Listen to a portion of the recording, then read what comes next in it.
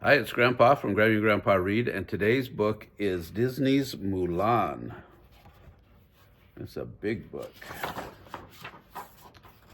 It's adapted by Kathleen W. Zofeld, and drawings are by Judith Holmes Clark, cleanup drawings by Denise Shimabukuro, Scott Tilley, and Lori Tominski, and watercolors by Ray Eklund, Robert Steele, and Brent Ford.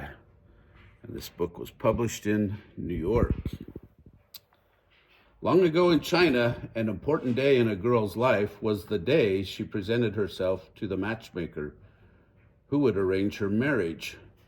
This was Mulan's big day, the day she was to bring honor to her family, and she had bungled it completely. Mulan led her horse, Khan, solemnly home. As he drank from his trough, she studied her reflection in the water. "I'll never bring honor to my family," she sighed. The other girls were quiet and demure, poised and polite. But me? I spoke without permission, spilled the tea. Even the cricket Grandmother Fa gave me couldn't bring enough luck.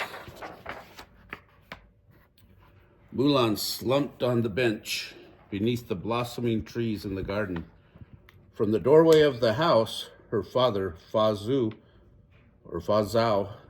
watched her sadly. "What beautiful blossoms we have this year," he said. Sitting down beside her, he pointed to a pink and white bud. "Look, this one's late, but I'll bet when it blooms, it will be the most beautiful of all." Her father took Mulan's hair comb from her hands and set it lovingly in her hair. Mulan smiled, the sadness disappearing from her eyes.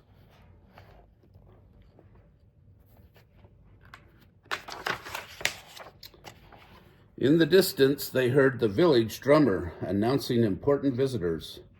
Fa Zhao and Mulan, accompanied by her mother and grandmother, hurried to see what was happening. The emperor's aide, Chi Fu, cried out, "Citizens, the Huns have invaded China. One man from every family must serve in the imperial army." "Oh no," thought Mulan. "Father is the only man in the Fa family, but his leg is injured." When the Fa name was called, Fa Zhao handed his cane to his wife and proudly took his conscription notice from the emperor's aide. "No," pleaded Mulan. "Please, sir, my father has already fought bravely for the emperor." "Silence," interrupted Chi Fu, angry that a woman had spoken in the presence of men. "Mulan," whispered Fa Zhao, "you dishonor me."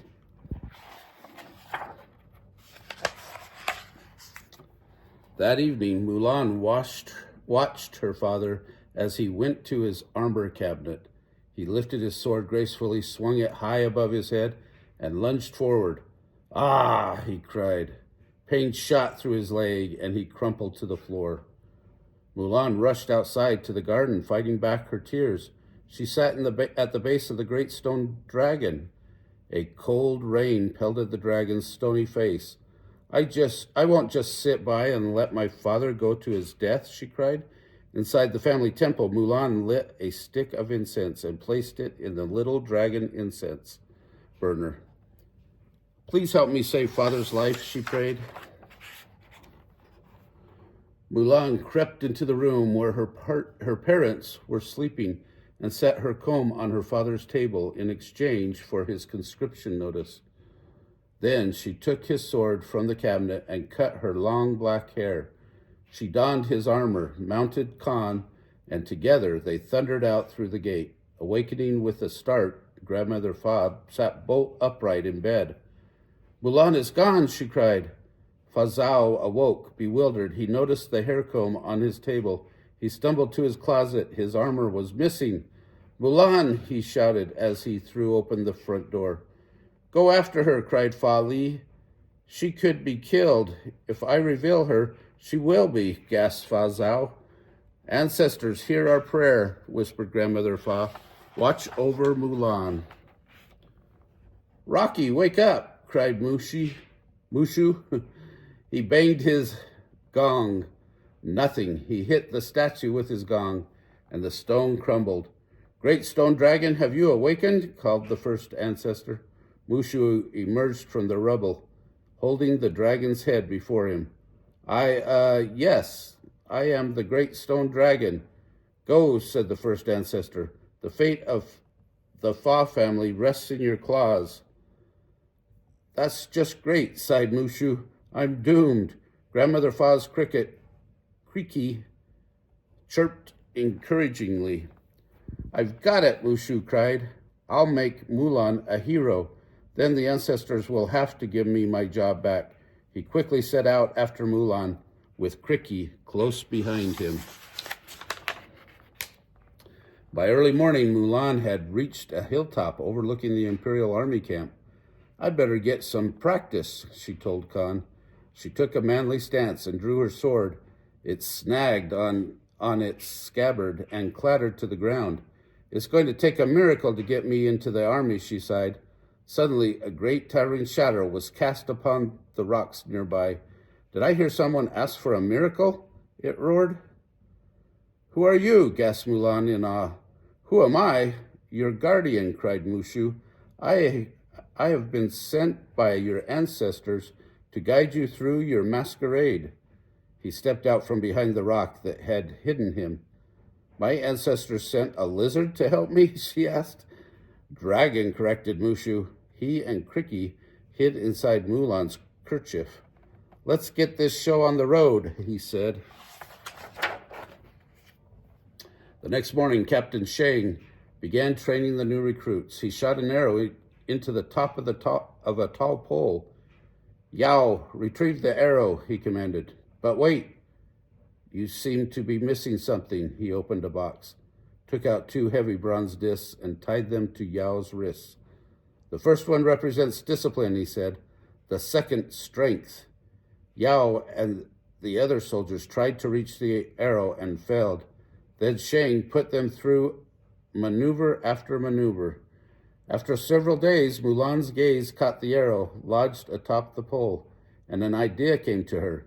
Instead of allowing the heavy disc to dangle down and hinder her ascent, she would use them to help her. Quickly, she tied the discs together and used them to counter her weight as she shimmied up the pole. Hooray! Shouted the soldiers as Mulan held up the arrow in triumph.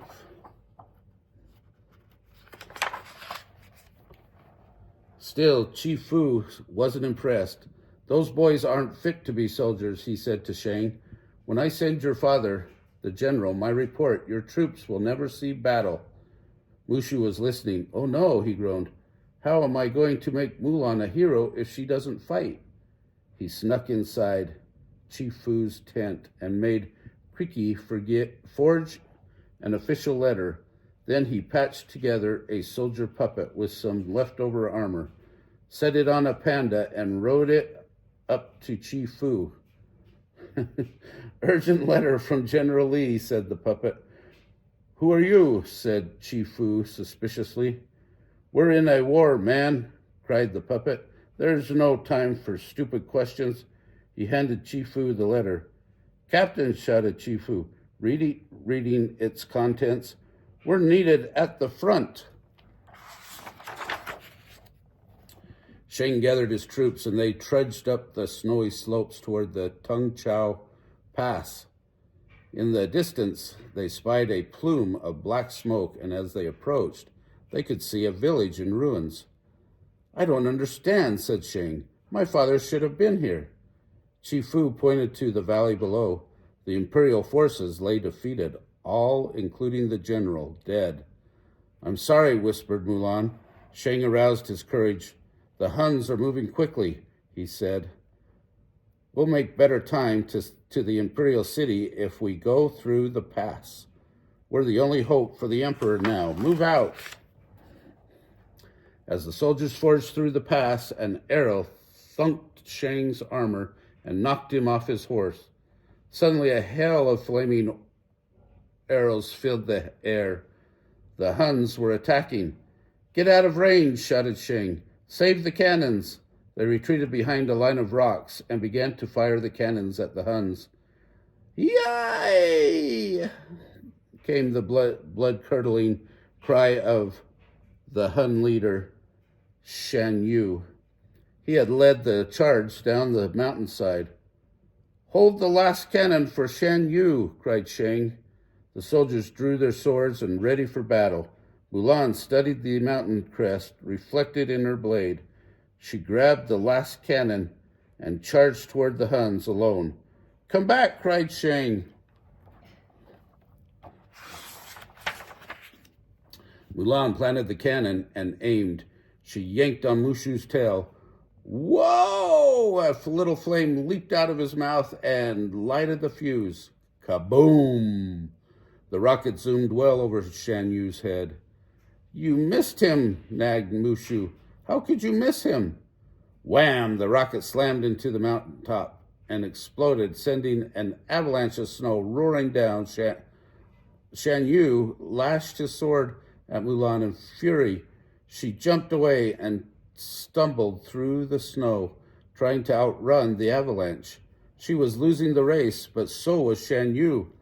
"Ah!" Mulan heard Shan Yu and his sons cry out as the avalanche buried them. In the nick of time, Khan raced to Mulan's rescue, and she vaulted onto his back. When they spotted Sheng caught in waves of onrushing snow, Mulan lifted him out of the avalanche's grip, and Khan carried them both to safety. When they had all reached the higher ground, the troops gathered round Mulan and cheered. "You are the craziest man I've ever met," said Sheng, "and for that I owe you my life. From now on, you have my trust." "Ah," groaned Mulan. She felt her aching side. Her hand was covered in blood. "She's injured," cried Sheng. "Get him to the medic's tent." After attending Mulan's wound, the medic stepped outside. Mulan's secret was revealed. "A woman? Treacherous snake," cried Chi Fu. "I did it to save my father," she explained to Sheng. "High treason," cried Chi Fu. "Captain, you know what must be done." Sheng threw Mulan's sword in the snow before her. "A life for a life," he said. "My debt is repaid." Then turning to the troops, he cried, "Move out." Shifu sputtered in disbelief. By law, she must be put to death, but Sheng had made his decision. He glared at Shifu. "I said, move out." As the troops vanished into the snowy pass, Mulan sighed. I should never have left home." "Hey," said Mushu, "you did it to save your father's life." "Maybe I didn't go for my father," said Mulan. "Maybe what I really wanted was to prove I could do things right." "The truth is, we're both frauds," said Mushu. "Your ancestors never sent me. You risked your life to help people you love. I risked your life to help myself." "Well, let's go home," sighed Mulan. An eerie howl stopped them in their tracks. They crept to the edge of the cliff and peered down. Shan Yu had smashed out of his icy grave. Soon his 5 strongest Huns joined him. "They're heading for the Imperial City," gasped Mulan. "I have to do something."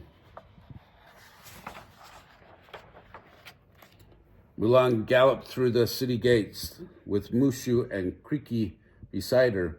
"The Huns are here," she cried when she had finally caught up with her comrades. "Why should I believe you?" said Sheng. He turned away and climbed the great stairs toward the Emperor. Mulan watched as the Emperor proclaimed victory. Suddenly, the Huns burst out of a paper dragon, knocked Sheng to the ground, and carried the Emperor up to the tower. Sheng rallied his men and tried to batter down the palace door. "You'll never get in that way," Mulan cried. "Come with me." Sheng stared at her stubbornly. Yao, Ling, and Chimpo took off after Mulan. Mulan led them to a quiet spot where she disguised them as women. Then, following Mulan's lead, each one removed his sash and wrapped it around one of the palace pillars. Shang saw that what they were doing. He took off his cape and joined them as they shimmied up. Inside, they found the Huns guarding a door. Mulan and her girls took the guards by surprise and overpowered them. With the guards out cold, Shang burst through the door. He saw Shan Yu's sword poised over the emperor's head. Shang charged towards Shan Yu and fought him off, while Mulan helped Ling, Yao, and Chim Po get the emperor to safety along a zip line of banners. Mulan cut the zip line so Shan Yu could not follow. The emperor... "No!" cried Shan Yu. He turned to Mulan in fury. Mulan grabbed Mushu and fled. "What's the plan?" asked Mushu. Mulan pointed to the fireworks tower. "I'm way ahead of you," Mushu replied. He and Creaky hopped on the kite and flew to the tower. By the time Mushu returned with a rocket strapped to his back, Mulan had led Shan Yu to the roof.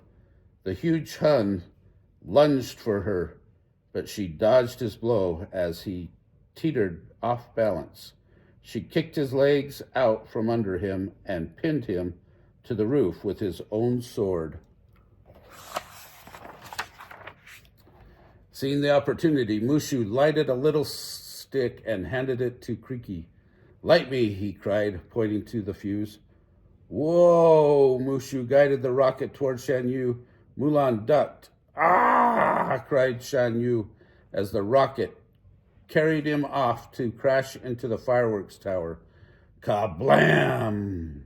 Propelled by the blast, Mulan fell down the stairs and landed on Shang. Mushu and Creaky landed nearby.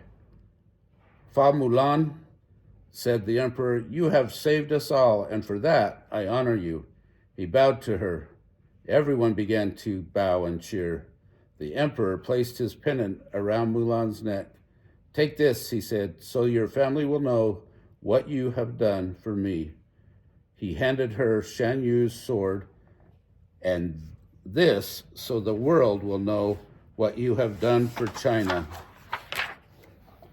Mulan returned home. She knelt before her father and presented the emperor's gifts of honor. Fa Zhao took them solemnly and set them aside. "The greatest gift of honor is having you for a daughter. I have missed you so." "I have missed you too," she said. "Isn't it wonderful?" sighed Fa Li. "Great," said Grandmother Fa. "She brings home a sword, but if you ask me, she should have brought home a Excuse me," called Shang, passing through the gate. "Does Fa Mulan live here?" "Oh, Mulan, I have come to return your helmet. That is, your father's helmet," he stammered. Mulan and her father exchanged a smile.